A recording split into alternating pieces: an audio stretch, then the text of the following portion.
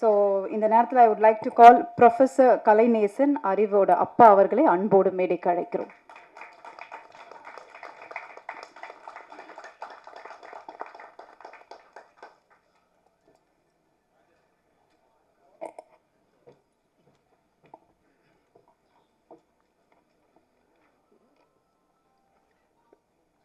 அனைவருக்கும் என்னுடைய வணக்கத்தினை தெரிவித்துக் கொள்கிறேன்.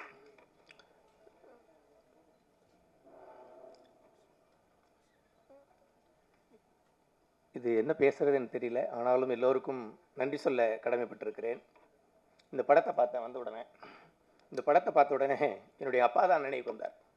நாங்கள்லாம் படிக்கின்றதுக்காக எங்கள் அப்பா அவர் வேலை செஞ்ச நாயுடு வீட்டு மாட்டை காலையில் கொண்டு போயிட்டு இந்த மாட்டை கொண்டு போயிட்டு அதை கழுவி அதை சுத்தம் செய்து ஏர் ஓட்ட போவாங்க. ஏர் முடித்து பிறகு அதை கட்டிட்டு அது அடுத்த வேலையை நாள் முழுக்க செய்வாங்க. நேரங்காலெல்லாம் கிடையாது. அப்படி கடுமையாக அந்த உழைப்பை அலட்சியமாக பார்த்த அந்த உழைப்பை அந்த மாட்டை பிடிச்சிட்டு போகிற அந்த அடித்தள மக்கள் செய்கிற சாதாரண வேலையை இவ்வளவு உயர்வான மேடையில் வைத்திருப்பது உண்மையிலே எனக்கு மிக்க மகிழ்ச்சியாக இருக்கிறது. நான் அறிவு மகன் என்ற முறையில் அல்ல, நான் அறிவினுடைய பாடல்களுக்கு நான் ஒரு ரசிகன். ஏன்னா அறிவுடைய ஒவ்வொரு பாடல்களையும் வரிகளையும் நான் நேசிப்பேன். ஏன்னா அது எல்லாமே நாங்கள் வாழ்ந்த வாழ்க்கையை ஒவ்வொரு நாள் சொல்லிக்கிட்டே இருக்கோம்.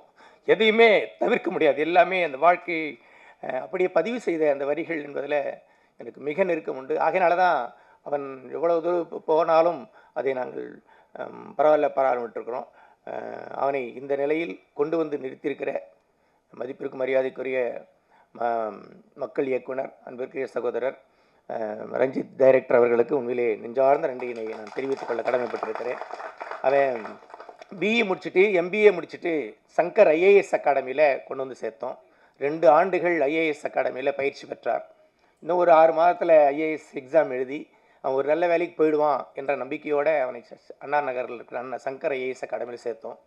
ஆனால் அது நிறைவேறுவதற்குள்ளாலே இப்படிப்பட்ட ஒரு வாய்ப்பு வந்தது. அந்த வரிகள் மிக சிறப்பாக இருந்தது. எங்கள் மனைவிக்கு ரொம்ப கெட்டியாக இது இல்லை அந்த பாதையிலேருந்து மாறக்கூடாது என்பதில் கெட்டியாக தான் இருந்தாங்க.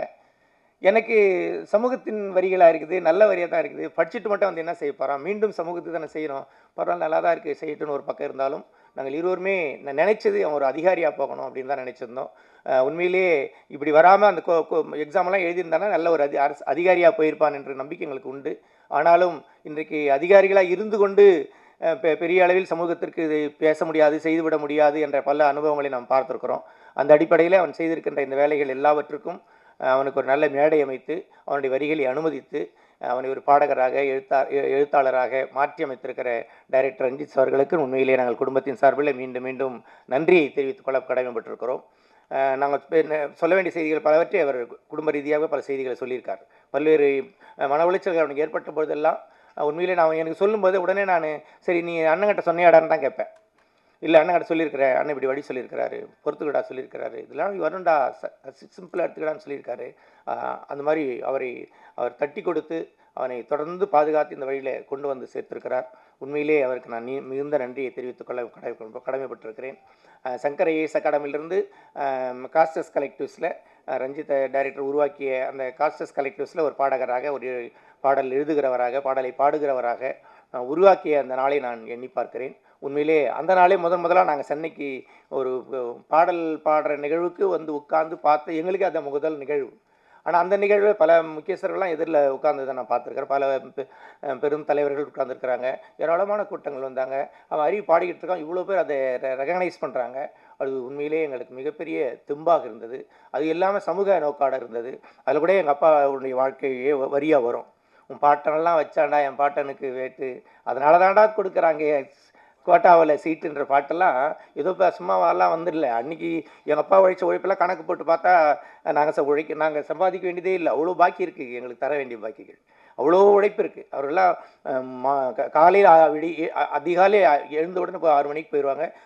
இரவு 10 மணிக்கு தான் வீட்டுக்கு வருவாங்க. இடையில அந்த அவருடைய அந்த பம்ப் செட் இருக்கிற நாயுடு வீட்டில் முழு நேரமாக எந்த வேலை ஒன்றா எல்லா வேலையும் செய்வாங்க.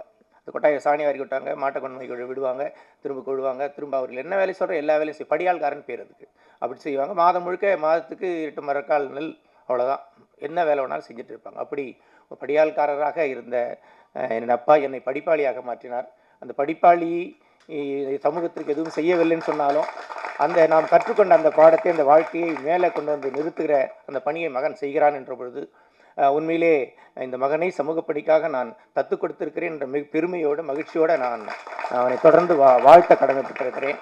இந்த நிகழ்வில் மதிப்பிற்குரிய ஐஏஎஸ் மேடம், உலக அறிந்த எழுத்தாளர் மேடம் சிவகாமி ஐஏஎஸ் அவர்கள் இங்கே வந்து உட்கார்ந்திருப்பது பெருமைக்குரியது, மிக பொருத்தமானதும் கூட. நாங்கள் அவர்கள் வர வேண்டும் என்று விரும்பினேன். என்ன காரணம்னா, அவன் கோயம்புத்தூரில் பொறியியல் கல்லூரி படித்து கொண்டிருந்த பொழுது கவிதைகளை எழுதி வைத்திருந்தான். அது வெளியிட வேண்டும் என்று சொன்னான். முதல்ல காலேஜ் போயிருக்கிற ஃபஸ்ட் இயர் எக்ஸாம் வரட்டும், ஃபஸ்ட் இயர் ரிசல்ட் வரட்டும், அதில் எல்லாத்தையும் நல்ல மார்க் வாங்கினதான் இந்த புத்தகம் வெளியிட அனுமதிப்பேன்னு சொல்லி நான் ரொம்ப கராராக இருந்தேன். பிஇனுடைய ஃபஸ்ட்டு செமஸ்டர் ரிசல்ட்டெல்லாம் நல்ல மார்க்கோடு வந்த பிறகு சரி வெளியிட அனுமதித்தேன். அதுலேயும் குறிப்பாகவும் சொன்னது, இல்லை எனக்கு வர ஜூலை 18 வந்துச்சு, எனக்கு 18 வயசு வந்துடுது, நான் 18 வயசு வரதுக்குள்ளால் கட்டாயம் வெளியிட்டணும்னு சொன்னான். அதனால் அடுத்த நாள் 18ஆம் தேதி, இப்போ 18வது வயது தொட போகிறான், 17வது வயது கடைசி நாள், அந்த ஆகஸ்ட் 17ஆம் தேதி அவனுடைய 17வது வயதில், அந்த 17வது வயதில் 17ஆம் தேதி அந்த அவன் ஒரு கவிதை புத்தகம் வெளியிட்டிருந்தான். அந்த கவிதை புத்தகத்தை உருவாக்கி, அந்த கவிதை புத்தகத்துக்கு பேர் குனிந்து வரவேற்கும் குடிசைகள். நான் தான் குடிசையில் வாழ்ந்தான், அவன் குடிசையில் வாழலை. ஆனால் அவன் என்னுடைய வாழ்க்கையை அப்படியே அப்சர்வ் பண்ணியிருக்கிறான். அவன் குழந்தையாக இருக்கணும், அந்த குடிசை வீட்டு கூட்டிகிட்டு போயிருக்கிறோம். குனிஞ்சு போவாங்க, எங்கள் கொள்ளைகள்லாம் போய் சுற்றி பார்ப்பாங்க, தெருக்களில் விளையாடுவாங்க, பிள்ளையெல்லாம் பார்த்துருக்குறாங்க, சொந்தக்காரெல்லாம் போய் பார்ப்பாங்க. ஊருக்கு போயிட்டு வந்து பிள்ளைங்க எல்லா உறவுக்காரரும் இயல்பாக பேசுவாங்க. அந்த பேசுனதே உன்னோளுக்கு அவனுக்கு ஒரு நல்ல ஒரு ஸ்டடி தந்தது நான் நம்புகிறேன். அந்த வகையில் அப்படி அந்த குனிந்து வரவேற்கும் குடிசைகள் என்ற தலைப்பில் கவிதை நூலை வெளியிட்டான். இந்த கவிதைகள்லாம் அவன் +2 படிக்கும்போது, +1 படிக்கும்போதெல்லாம் பல அப்பப்போ கவிதை எழுதிட்டு ஸ்கூலில் வாங்கியிருக்கிறான், ஸ்கூலில் துரத்திருக்கிறாங்க. இந்த பையன் படிக்கிறதுக்கு லாய்க்கில்லாம் சொல்லி அவனை வான் பண்ணியிருக்கிறாங்க. ஏன்னா அவன் அரக்கோணத்தில் இருக்கிற அவன் படித்த ஸ்கூலில் அது ஒரு எல்லாருமே விரும்புகிற ஒரு ஸ்கூல். விரும்புகிறேன்னா 100க்கு 100 மார்க் வாங்குகிற ஸ்கூல். மார்க்கில் மட்டும்தான் கவனம் செலுத்துவாங்க. தேர்வு, மதிப்பெண், ஃபஸ்ட்டு மார்க், இது மட்டும்தான் அந்த பள்ளியோட நோக்கம். எல்லா பெற்றோர்களும் விழுந்தடிச்சு நல்லா தான் சேர்ப்பாங்க. நாங்களும் 2 பேரும் ஆசிரியர்ன்றதுனால நாங்களும் அதில் விரும்பி சேர்த்தோம். ஆனால் இவனுடைய மனநிலை அப்படி முழுமையாக கல்வியில் மாட்டம் இல்லாமல் இப்படி சமூக சிந்தனையோடு ஓடிக்கொண்டிருப்பதை என்னால் புரிந்து கொள்ள முடியல. அந்த பள்ளியிலையும் ஒரே முறை இது மாதிரி இலக்கிய கூட்டம் போட்டுட்டு மாணவர்கள் பேச சொல்லியிருக்காங்க, இவனையும் பேச வச்சுருக்காங்க. இவன் சுயமாக அவங்க ஆசிரியர்கள், அவங்க பள்ளி வளாகம் இதெல்லாம் பார்த்து, கணக்கு வாத்தியாரை பார்த்து, சயின்ஸ் வாத்தியாரை பார்த்து அவர்கள் எல்லாரும் பாராட்டி அருமையாக ஒரு கவிதை எழுதி மேடையில் வாசித்துட்டான். அதுதான் அவனுக்கு மிகப்பெரிய தண்டனையை வாங்கி தந்தது. இந்த பையன் உருப்பட மாட்டான் இதுக்கப்புறம், இந்த பையன் பரீட்சையில் 100க்கு 100 மார்க் வாங்குற பையன் இல்லை, இவன் பின்னால் போயிட்டான்னு சொல்லி ரொம்ப வான் பண்ணாங்க. ஆனாலும் அழுதியும் சொல்லுவாங்களே, அப்படி ஒரு அழுகையோடு அந்த பள்ளி விட்டு வெளியே வந்தான். வந்த பிறகு அந்த கவிதையை சேர்த்து வச்சுக்கிட்டே கோயம்புத்தூர் ஹாஸ்டல் இருக்கும்போதெல்லாம் கூட சேர்த்து வச்சுக்கிட்டு இந்த புத்தகமாக்கன்னு சொன்னான். உண்மையிலேயே அந்த புத்தகம் அவனுக்கு வெளியிட்டோம். இதை நான் விளவரமாக சொல்லுவதுக்கு என்ன காரணம்னா, அன்னைக்கு மேடம் சிவகாமி ஐஏஎஸ் அவர்கள் வேலைவாய்ப்புத்துறை கமிஷனராக இருக்கும் பொழுது அந்த புத்தகத்தை அவர்கள் வெளியிட்டு அவனை வாழ்த்தினார்கள். ஏன் இன்னைக்கு இப்போ 17 வயசில் அவனுடைய எழுதின புத்தகத்தை பக்கம் படிச்சுட்டு உலகம் முழுக்க இவனுடைய எழுத்துக்கள் போகணும்னு அன்றைக்கி மேடம் சொன்னாங்க. இன்றைக்கு உலகம் முழுக்கும் போன பிறகு அவன் மேடம் வாழ்த்த வேண்டும் என்பது தான் என்னுடைய விருப்பம். அந்த வகையில் மேடம் எவ்வளோ பிஸினாலும் ரொம்ப நாள் நம்மளை நேற்று சாயந்தரம் தான் மேடத்தை தொடர்பு கொண்டு பேசி உடனடியாக அவர்களுக்கு பங்கேற்றது எனக்கு உண்மையிலே ரொம்ப மகிழ்ச்சியாக இருக்குது. ஏன்னா அந்த காலத்திலேருந்து பார்த்துருக்குறாங்க. அந்த வரிகளை அன்றைக்கி வாழ்த்தினார்கள். உலகம் முழுக்கும் சிறப்படைய வேண்டும் என்று அவர்கள் சொன்ன அந்த வார்த்தை அவனை எப்படி பாதுகாத்திருக்கிறது என்று நான் நம்புகிறேன்.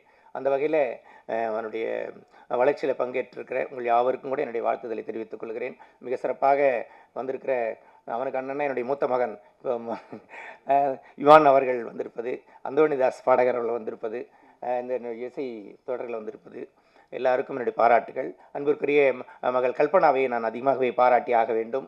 உண்மையிலே அவன் கலங்குகின்ற பொழுதெல்லாம் வார்த்தையாலும் பல்வேறு தளங்களிலே அவனை பாதுகாப்பதில் அவர்கள் முனைந்து பங்கேற்று அவனுக்கு பெரிய உதவிகளை செய்து ஒரு உடுக்கை இழந்தவன் கைபோல் அங்கே இடுக்கண் களைவதாம் நட்பு என்று திருவள்ளுவர் சொன்ன மாதிரி எப்பெல்லாம் உதவி தேவை அந்த மாதிரி நேரங்களில் உதவுகின்ற ஒரு நல்ல நண்பராக இருப்பதில் நான் மகிழ்ச்சி அடைகிறேன். அவர்களை பாராட்டுகிறேன். அவர் மட்டுமல்ல, எப்போவுமே இருக்கிற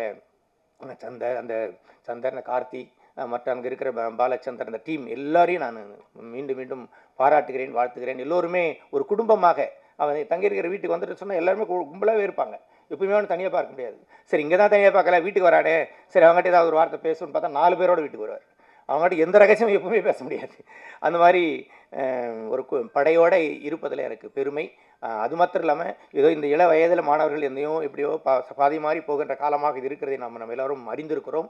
அந்த வகையில் அப்படி பாதி மாறி போகாமல் தன்னையும் தன்னுடைய அறிவு சிந்தனையையும் தன்னுடைய நண்பர்களையும் கூட பயன்படுத்தி சமூக பார்வையாக இருப்பதும் சமூகத்திற்குண்டான விடியலை தேடுகின்ற அது பாதையாக இருப்பதும் எனக்கு மகிழ்ச்சி அளிக்கிறது, பெருமை அளிக்கிறது. அந்த வகையில் இதில் பங்கேற்றிருக்கிற உதவி செய்த எல்லோரையும் இந்த நேரத்தில் நான் பாராட்ட கடமைப்பட்டிருக்கிறேன். அது மாத்திரம் இல்லாமல் எங்கள் மாமியார் வள்ளியம்மா, என்னுடைய துணைவியாருடைய அம்மா, அது அவனுக்கு பாட்டி இல்லையா, அம்மம்மா. நாங்கள் 2 பேரும் நான் கல்லூரியில் பேராசிரியர், என் மனைவி பள்ளி தலைமை ஆசிரியர் இருக்கிறாங்க. நாங்கள் 2 பேரும் குழந்தைகளை பராமரிப்பதில் எங்களுக்கு ரொம்ப, அதாவது நேரம் கிடையாதுன்னு சொல்கிறோம், எல்லாரும் சொல்கிற மாதிரி நேரம் கிடையாது. ஆனாலும் அந்த பொறுப்பெல்லாம் எங்கள் மாமியார் தான் எடுத்துக்கிட்டாங்க. அதனால் என்னுடைய மகனையும் மகளையும் அவர்கள் பொறுப்பேற்றுக் கொண்டார்கள். அன்பாக அவர்கள் தான் வளர்த்தெடுத்தார்கள். எனவே பெற்றோர்களை விட என்னை அதிகமாக தூக்கி வளர்த்தெடுத்த பாட்டியை மறந்துவிடக்கூடாது என்ற நன்றி உணர்வோடு அவர்களை தூக்கி நிறுத்தியிருப்பது உண்மையிலே பெருமையாக இருக்கிறது. அது மிக சிறந்த நன்றி உணர்வு என்று நான் நம்புகிறேன். என்னுடைய கடமையும் கூட அதில் சேர்ந்து அடங்கியிருப்பதாக நான் உணர்கிறேன். அந்த வகையில் பங்கேற்று என்னுடைய அப்பா வந்திருக்கிறார். அவர்கள் எல்லாம் கடுமையாக உழைப்பை செலுத்தியவர்கள். தான் பட்ட கஷ்டம் பிள்ளைகள் படக்கூடாது என்று சொல்லிட்டு வழக்கமாக சொல்லுவாங்கள்ல, அதை நேரடியாக என்னை ஆளாக்கியதில் பெற்றோர்கள் அப்படி அர்ப்பணிப்பாக இந்த வேலையை செய்திருக்கிறார்கள். அவர்கள் உருவாக்கியிருக்கிறார்கள், நன்றி சொல்லுகிறேன். குறிப்பாக என்னுடைய தம்பி வந்திருக்கிறார், ஆளர் வந்திருக்கிறார், தம்பி மனைவி செய்யா வந்திருக்கிறாங்க. அவர்கள் எல்லாம் எல்லாமே நான் குடும்பமாக, தனித்தனி குடும்பமாக இல்லாமல் எல்லோரும் குடும்பமாக ஒரே சிந்தனையாக பிறருக்கு உதவுவதும் சமூக பணி ஆற்றுவதும் தான் எங்களுடைய குடும்ப நெறியாக நாங்கள் வாழ்ந்து வரும். அதனால் நாங்கள் மகிழ்ச்சியாக இருக்கிறோம். என்னுடைய தங்கை வந்திருக்கு, லைலா வந்திருக்கிறது. ஒரு பாட்டில் எங்கள் தங்கி கூட வச்சு ஆட வச்சுருக்கிறான். அப்படிலாம் அதெல்லாம் அப்படி ஒரு பதிவு இருக்குது இல்லை, அது ஒரு நன்மை தானே என்றைக்காக இருந்தாலும். அது மாதிரி வந்திருக்கு. என்னுடைய மகள் டாக்டர் கனிமொழி வந்திருக்கு. என்னுடைய மருமகன் வந்திருக்கார், டாக்டர் சிவராஜ், 2 பேரும் வந்திருக்கிறாங்க. உண்மையிலே அவர்கள் எல்லோரும் அவனுடைய பாடல்களை உற்சாகப்படுத்துவர்களாக, மேலும் வரிகளை மேம்படுத்துவதற்கு உதவுகின்றவர்களாக தொடர்ந்து இருப்பது மிகப்பெரிய மகிழ்ச்சி. உண்மையிலே ஒரு குடும்பம், நாங்கள் வெட்டையத்து பண ஆசை பற்றி மற்ற இதை பற்றிலாம் நாங்கள் கவலைப்படுறதில்லை. இது அப்பப்போ வருது, அப்பப்போ எது செலவாயிடுச்சா பரவாயில்ல, சேர்த்து வைக்கிற விஷயம்லாம் எங்களுக்கு எப்பவுமே கிடையாது. அதனால் இப்படி நண்பர்களோடு இருப்பதும் பிறருக்கு உதவி செய்கின்ற அந்த அந்த செயல்பாடு உண்மையிலே மகிழ்ச்சி அளிக்கிறது, தொடர்ந்து செயல்பட வைக்கிறது. இன்னும் கூட நிறைய செய்ய வேண்டியிருக்கிறது. நாங்கள் அரக்கோணத்தில் அடிக்கடி அம்பேத்கர் பிறந்தநாள் விழாவில் மாலை நேரத்தில் பாண்டிச்சேரியிலேருந்து தலித் சுப்பையா அவர்களை கூட்டு வந்து கலை நிகழ்ச்சி நடத்துவோம். தலித் சுப்பையா அவர்கள் ஒரு இசை போர் நடத்துவார்.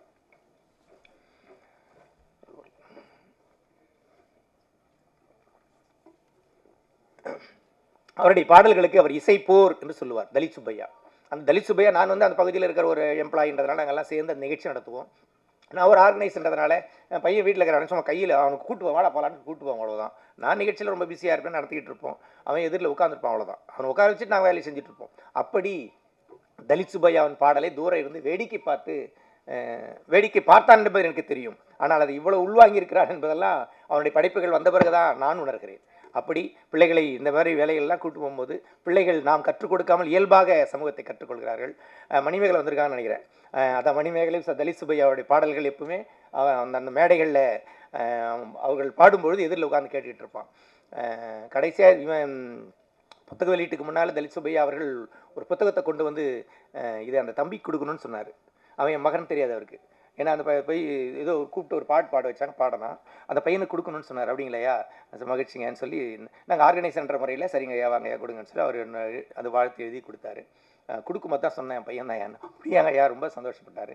அப்படி தலித் சுப்பையா அவர்கள் அவருடைய பாடலை நேரில் கேட்டிருக்கிறான், அந்த கருத்துக்களை உள்வாங்கியிருக்கிறான். அவருடைய எளிமை அவனுக்கு ரொம்ப பிடிக்கும், எங்களுக்கெல்லாம் அவருடைய எளிமை பிடிக்கும். நாங்கள் 2000 ரூபாய்க்கு வேணாம் இது பஸ் ஆச்சு, இது போதும், அதான் போதும்ட்டு வேணான்னு போயிட்டே இருப்பார். அது மாதிரி ஒரு எளிமையான கலைஞர், ஆனால் கருத்தாழம் மிக்கவர். மிக எளிமையாக எல்லாவற்றையும் சாடுவார், குறைகளை சாடுவார், சரியான செய்திகளை முன்வைப்பார்.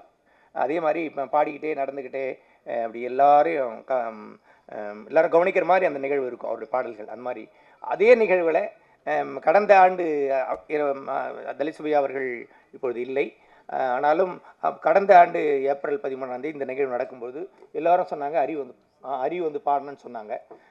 அறிவு வந்து பாடி அதை செய்தி பண்ணி அதை ஜரிசுபையா ஸ்டைல்லையே எல்லா பாடல்களையும் பாடி அவருடைய பாடல்களை பாடியது மட்டுமல்லாமல் அவருடைய நடை தலித் சுவை இல்லை என்ற குறையே இல்லை, அறிவு தீர்த்துட்டான் என்று சொன்னாங்க. அது உண்மையிலேயே எங்களுக்கு ரொம்ப பெருமையாக இருந்தது. அந்த அளவுக்கு அது எங்களுக்கு பயனளித்தது என்று நான் நம்புகிறேன். அந்த வகையில் பல்வேறு இலக்கிய கூட்டங்கள் எது கூட்டங்கள் நடந்தாலும் எல்லாவற்றையும் அழைச்சிட்டு போவோம். மேடம் சிவகாமி ஐஏஎஸ் அவர்கள் அதிகாரத்தில் இருக்கும்போதும் கூட, இப்போ உங்களுக்கு அதிகாரம் உண்டு, அரசு பணியில் இருக்கும்போதும் கூட பல்வேறு சமூக பணிகளை செய்யும் போதெல்லாம் எல்லா கிராமங்களுக்கெல்லாம் போகும்போதெல்லாம் நான் போவேன், என் மனைவி வருவாங்க, பிள்ளைகள் எவ்வளோ வாய்ப்பாக வருவாங்க. நம்ம இப்போ போயிட்டு பிறகு தேன்மொழி பேச நாங்கள் சொல்லுவோம், அவங்க தேன்மொழி மைக்கு வச்சு பேசுவாங்க, பிள்ளைகள் எல்லோரும் வருவாங்க. அதனால் அப்படி அவர்களோட இணைந்ததுனால சமூக பணியை தொடர்ந்து செய்வதற்கு அதில் இன்னும் பிசகாமல் நிலைத்து நிற்பதற்கு சிவகாமி மேடம் அவருடைய சமூக பணியின் வழிகாட்டுதல் எங்கள் குடும்பத்திற்கு மிகப்பெரிய பிரயோஜனமாக வழிகாட்டுதலாக இருக்கிறது. அவரோடு இணைந்த நிகழ்வில் பங்கேற்றிருக்கிற மணிமேகலை வந்திருக்காங்க, பாக்கியலட்சுமி வந்திருக்காங்க, துளசி பாக்கியலட்சுமி வந்திருக்காங்க, நிர்மலா மேடம் வந்திருக்காங்க. அவங்க எல்லாரும் கூட இந்த நேரத்தில் நான் நன்றி சொல்ல கடமைப்பட்டிருக்கிறேன். என்னுடைய துணைவியார் அவர்கள் பேச சொன்னால் இன்னும் ரொம்ப நேரம் பேசுகிறார், அவ்வளோ நேரம் காத்திருக்க முடியாது நம்ம இல்லை. அதனால் அவங்க சார்பாக நான் பேசுவதை கருதுகிறேன். அவர்களுக்கு அவன் பாட்டு ரொம்ப பிடிக்கும், ஆனாலும் இந்த பையன் ஆஃபீஸர் ஆகலையே என்ற குறை இருக்கும். பாட்டு ரொம்ப அவனை என்னது வாழ்த்துவாங்க, அதுக்கப்புறமும் இவன் இப்படி போயிடுறானேன்னு நினைப்பாங்க. ஆனாலும் அந்த வார்த்தைகள் நல்ல வார்த்தைகளாக இருப்பதனால தான் எங்களுக்கு திருப்தி இருக்கிறது. அது சமூகத்திற்கு பயன்படட்டும், சமூகம் மேம்பட இணைந்து எல்லோரும் பாராட்டுகள். ஏராளமான இளைஞர்கள் இந்த சிந்தனையிலேயே கூடி நிற்பது என்பதே பெரிய விஷயம். அந்த வகையிலே இந்த கூடி நிற்கிற அனைத்து சமூக சிந்தனை உள்ள இளைஞர்கள் யாவருக்கும் கூட இந்த நேரத்தில் பாராட்டுதலை வாழ்த்துதலை தெரிவித்துக் கொள்கிறேன். அனைவருக்கும் நன்றி.